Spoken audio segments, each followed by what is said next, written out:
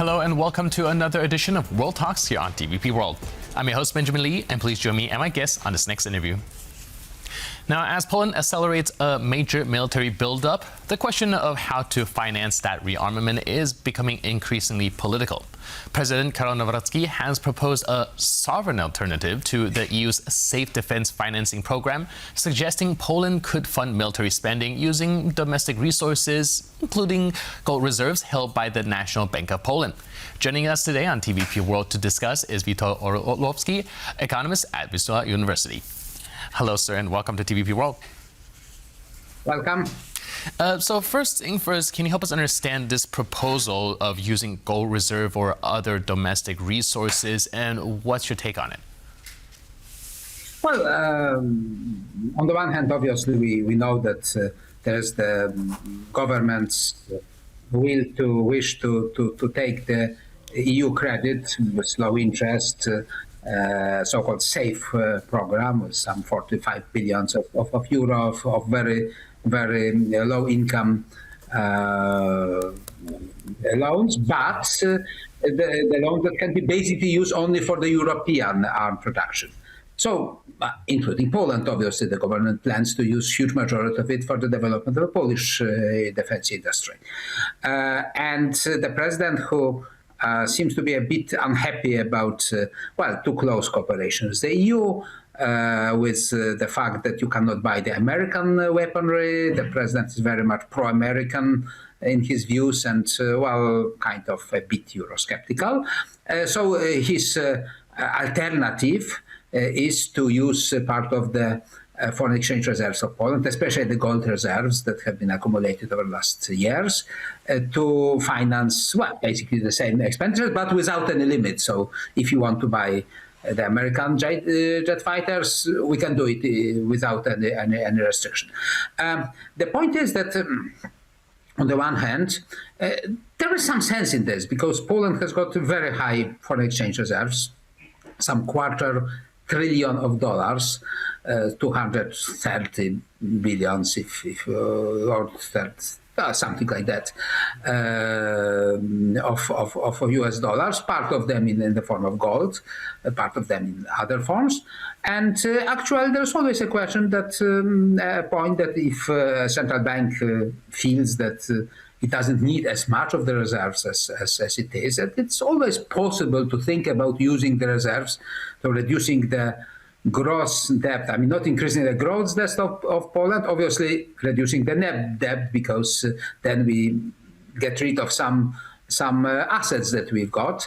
And as the central bank says, it would be cheaper than the EU money. Well, not so much, because those assets are being invested. So actually, they all bring interest, and if we sell them, we don't have this interest. So the difference is not so big. But the bigger difference, something that seems to be very appealing to the president, is that we can use it to buy anything we want without any restriction that should be spent in Poland or in Europe or whatever. And the point is, the problem is, however, I mean, there's a few problems. Okay. The first problem is that from the legal point of view, it's not possible, obviously, because the foreign exchange reserve, by constitution, the central bank cannot finance the needs of the government debt, and paying for the weaponries, covering the deficit, the deficit of the government.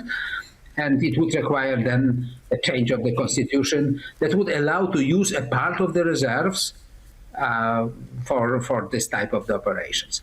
The second point is that obviously there is some technical issues how to do it, and the third point is, still having said so, I must say, foreign exchange reserves, maybe not as much as it has now. So it is imaginable that part of them are being spent if all the other requirements are fulfilled. But obviously still leaving enough of the foreign exchange. Well, it's not very high foreign exchange reserve, so it is imaginable, as I said, although it's not an easy operation, and it wouldn't be even if allowed for the law. And so it's not a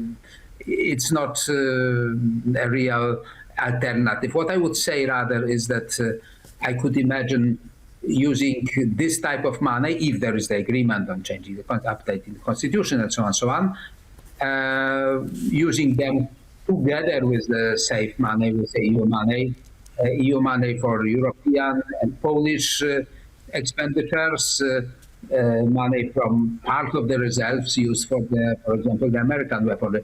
It is imaginable.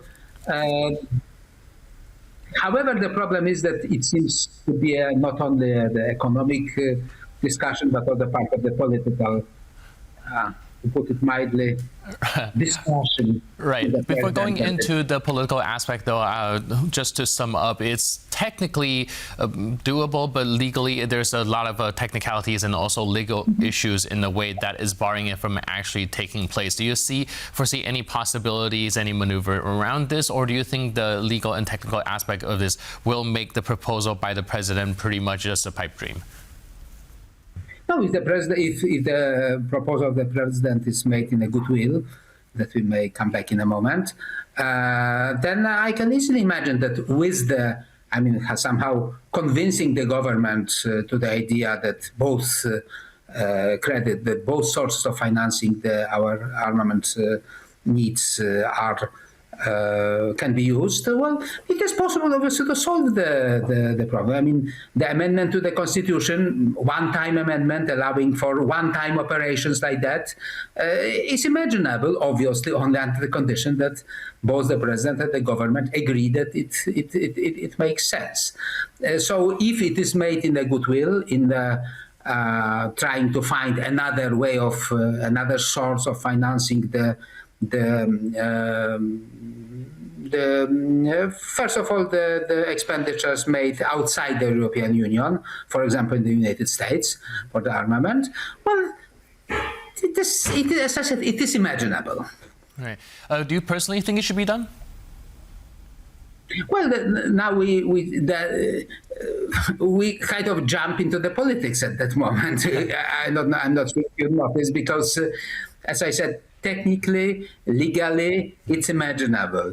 The point is the politics, because the question is it really made, this proposal is made in as I said, with a goodwill to propose another source for example, or this is done just to say, I do not want the EU money, so I propose something else, but something else cannot be made without the agreement of the government. So, in a sense, we can imagine a situation that it is a kind of a stalemate without a much needed decision for how to finance the expenditure. It seems that the government is ready to use the safe money even without the signature of the president, because it seems that there are the ways to bypass the president's let's say, veto on the special law about using the safe money. So we will see. Either the situation is that both sides want to find some agreement. In that, if this is the story, then the discussion could continue on both elements, both safe and this problem. Or this is just a political game in which the president says, no, I don't want safe because it's Europe, because it's that, and so on and so on. Because right. It's the government. Like I mentioned, the political partisanship is making the discussion more difficult than it needs to be, not just the technical and economical aspect, but also the fact that the government and the president is not seeing eye to eye on a European issue. But if we do put those aside and focusing only on the economic aspect, can you help us break down the pros and cons of, be it SAFE or the president's proposal of using the national gold reserves, and do you see advantage in either? Well, first of all, Poland must buy a lot of weaponry, and because therefore, the question is only how to finance it. And what is in favor of the SAFE? It's a cheap, long-term debt, very long-term debt for 45 years. That's something that the president makes an accusation that so we will be paying debt for 45 years. But the truth is, obviously, everybody who takes a credit knows that the longer period, the better, obviously. I mean, the more comfortable for a debtor who can pay it back earlier if he wanted, if he had a means. So SAFE is cheap, is reliable. SAFE can be used mainly for the Polish defense industry, and this is important not only to buy the weaponry but also to develop their own industry, defense industry. While the president's proposal, if agreed, is convenient for buying the weaponry in the United States or Korea or any other place outside it may be a bit cheaper because obviously we do not pay interest, but this is not zero, as the president says, it's zero interest debt. No, it's not, because our assets of the foreign exchange reserves are bringing the profits in the opportunity cost, right? Absolutely. So, in a sense, if we sell them, then we lose 2% of the income we get every year. So it's not as cheap as the president tends to think about that. The country, there are some against it. I mean, most likely the central bank would have a very high loss because of if this operation is made, because it must write down significant part of its assets from the balance sheet, and that leads to a loss that may lead even to the so-called negative capital of the central bank. The economists say it is not a tragedy. You can do it, but then, as everybody says, the bank with a negative capital is more subject to the pressure from the government. So that's something that is discouraging for this type of operations. Last but not least, do you think Poland can potentially combine some way of participation in SAFE with its own national defense financing initiatives as well?